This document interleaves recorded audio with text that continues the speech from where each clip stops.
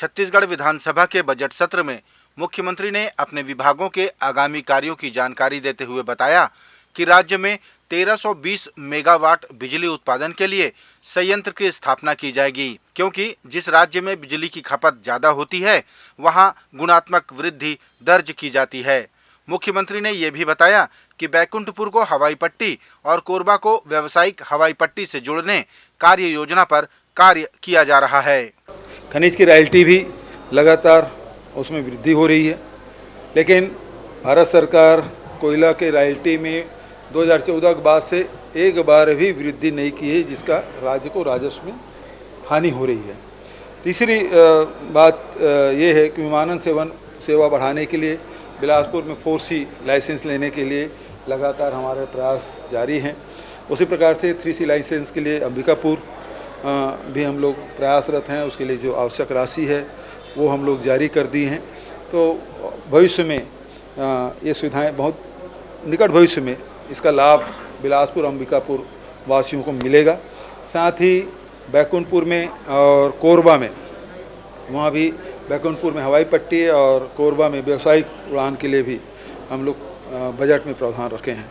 तो प्रयास यही है कि प्रदेश में चाहे विमानन सेवा की बात हो, चाहे खनिज संपदा के समुचित दोहन की बात हो, चाहे विद्युत उत्पादन और उसके उपभोग की बात हो, सभी क्षेत्रों में लगातार हमारी सरकार काम कर रही है। अखिल भारतीय कांग्रेस कमेटी की प्रवक्ता अलका लांबा ने केंद्रीय मंत्री स्मृति ईरानी पर आरोपों की झड़ी लगाते हुए देश में यौन उत्पीड़न के मामलों में चुप्पी साधने का आरोप लगाया। उन्होंने देश में हुई हत्याओं, बलात्कार और दोषियों की रिहाई का उदाहरण देते हुए केंद्रीय मंत्री स्मृति ईरानी को आड़े हाथों लिया। हाथरस चुप हो जाती है, ये महिला का सुरक्षा, even that comes under the youth. Hathras में चुप हो जाती है, कटवा चुप हो जाती है, उन्नाव चुप हो जाती है। अभी बैंगलोर में जब राम रहीम को बेल मिलती है, चुप हो जाती है। अभी बैंगलोर में एक लड़की को she was found in a drum, death of her body was found, चुप हो जाती है। जब बलात्कार होता है इस देश में, चुप हो जाती है। लेकिन जब राहुल गांधी के बारे में कुछ है, so she comes out and starts shouting. So I want to understand from her, is she ashamed as a mother? Is she ashamed as a woman that she does not speak up for the women and children of this country?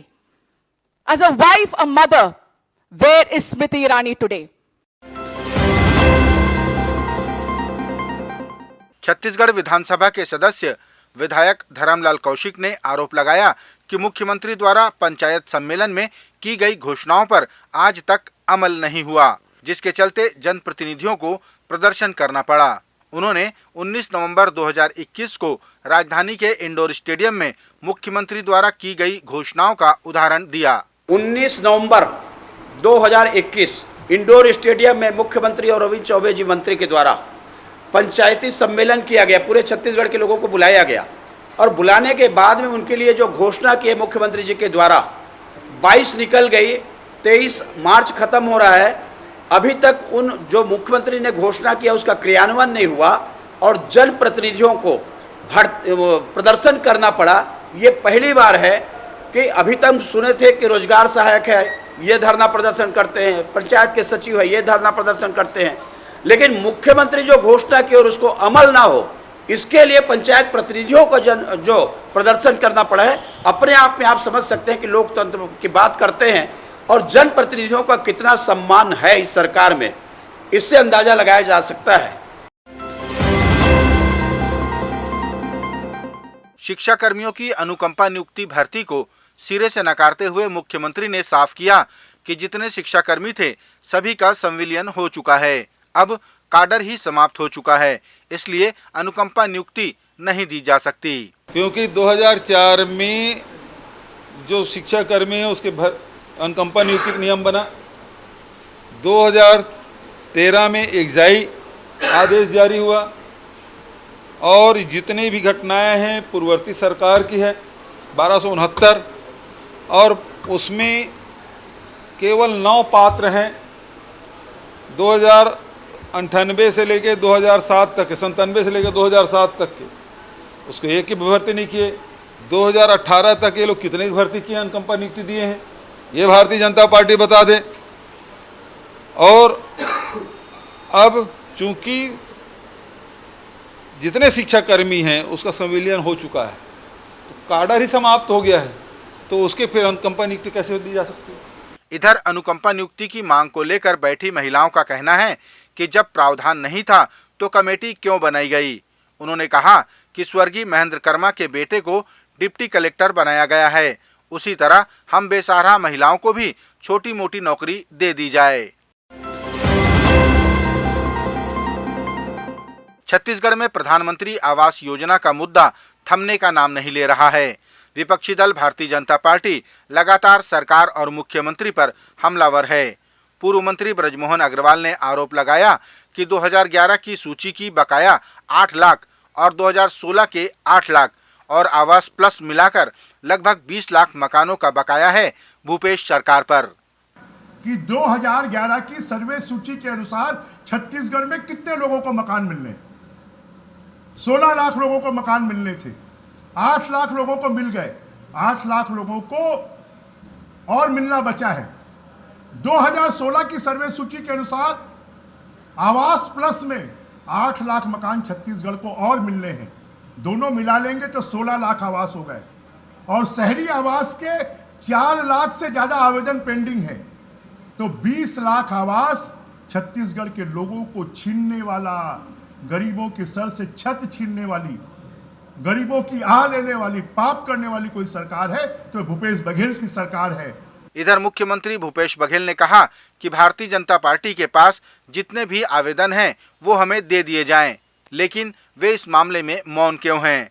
मुख्यमंत्री ने कहा कि Bharatiya Janata party सिर्फ हल्ला मचाती है। हमने जब भी आवेदन किया, जब भी फार्म भरवाए, सबको राज्यपाल को दे दिए थे कि नहीं दिए? आपको याद होगा, गाड़ी में भर भर के ले गए थे लाखों आवेदन। मैं आप इससे भी कह रहा हूं, भारतीय जनता पार्टी के पास जितने आवेदन है तो मिस्ड कॉल करके कराए हैं, उसको सबको दे दो, लेकिन उस मामले में मौन है।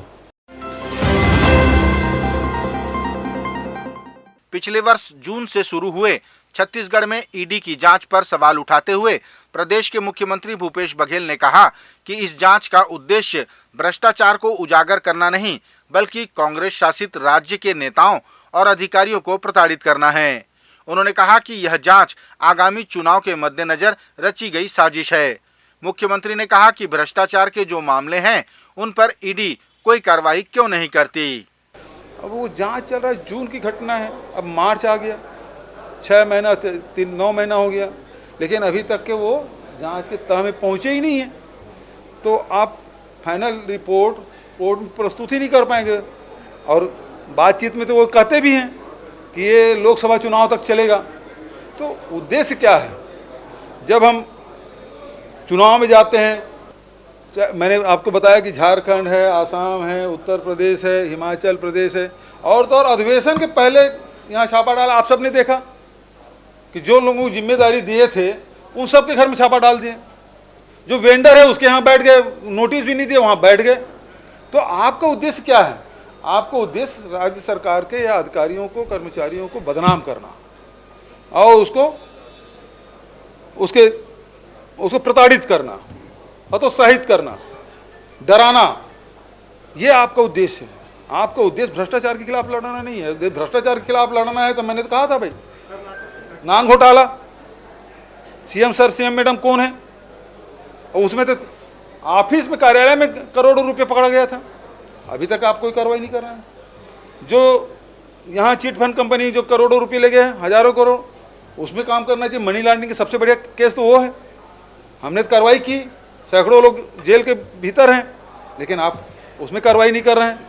कर्नाटक में विधायक का लड़का 40 लाख घूस ले रहा है, उसके घर में 8 करोड़ रुपए मिलता है और उसको अग्रिम जमानत मिल जाती है। छत्तीसगढ़ में बस्तर पुलिस द्वारा नक्सलियों की घर वापसी को लेकर चलाए जा रहे लोन वर्राटू अभियान के तहत अब तक आत्मसमर्पित नक्सलियों की संख्या 600 के पार हो चली है। इसी खुशी में बस्तर पुलिस के दंतेवाड़ा पुलिस अधीक्षक कार्यालय में केक काटा गया। यह केक एक नए आत्मसमर्पित नक्सली हिडमा मंडावी के द्वारा कटवाया गया। डीआईजी सीआरपीएफ विनय कुमार सिंह ने बताया कि ये सीआरपीएफ, स्थानीय प्रशासन और पुलिस विभाग की मेहनत का ही परिणाम है कि आज के नक्सली आत्मसमर्पण के साथ ही 600 नक्सलियों ने यहाँ पे आत्मसमर्पण कर दिया है। ये पिछले 2 साल से जो केंद्रीय रिजर्व पुलिस बल की परिचालनी गतिविधियाँ हैं, पुलिस की गतिविधियाँ हैं, प्रशासन का सहयोग है, इनके द्वारा चलाए गए सिविक एक्शन है। पिछले 3-4 महीने में 144 ट्राइबल लड़कों का रिक्रूटमेंट हमने सीआरपीएफ में करवाया है। इन सब का एक सुखद परिणाम ये निकला है कि लड़के जो कि दिग्भ्रमित थे वो मुख्य धारा में आने के लिए इच्छुक हो गए हैं। और ये बड़ी खुशी की बात है कि अब तक के प्रयासों से एक सफल परिणाम निकलकर सामने आया है और सीआरपीएफ, पुलिस और स्थानीय प्रशासन के सहयोग से जो हम गतिविधियां चला रहे थे उसका एक अच्छा प्रतिफल आया है कि 600 नक्सलियों ने दंतेवाड़ा जिले में प्रशासन के समक्ष, सीआरपीएफ और पुलिस के समक्ष आत्मसमर्पण किया है।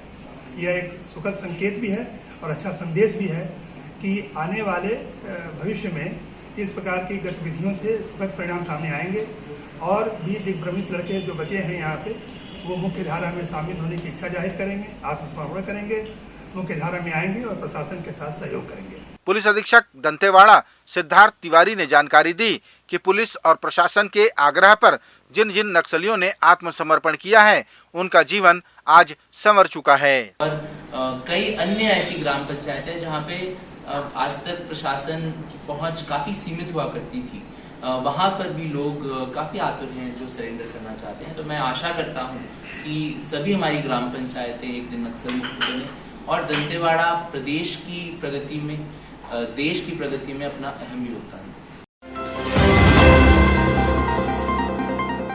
छत्तीसगढ़ के मुख्यमंत्री भूपेश बघेल ने भारतीय जनता पार्टी के वरिष्ठ नेता नंद कुमार साय को बेचारा कहते हुए उन्हें उन्हीं की पार्टी के नेताओं द्वारा निपटाए जाने की बात कही।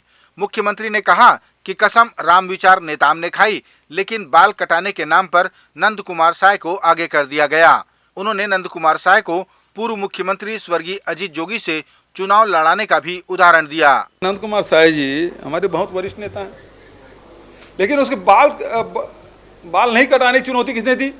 राम विचार नेता हमने। गजब है भाई, राम विचार नेता हम खुद कसम खाते समझ आता, नंद कुमार साय की कसम खिलवा दिए। अब उस भोले भाले को उस समय भी निपटा दिए थे, जाके मरवाई में अजीत जोगी से चुनाव लड़वा दिए, नेता प्रतिपक्ष निपट गए, रमन सिंह मुख्यमंत्री बन गए।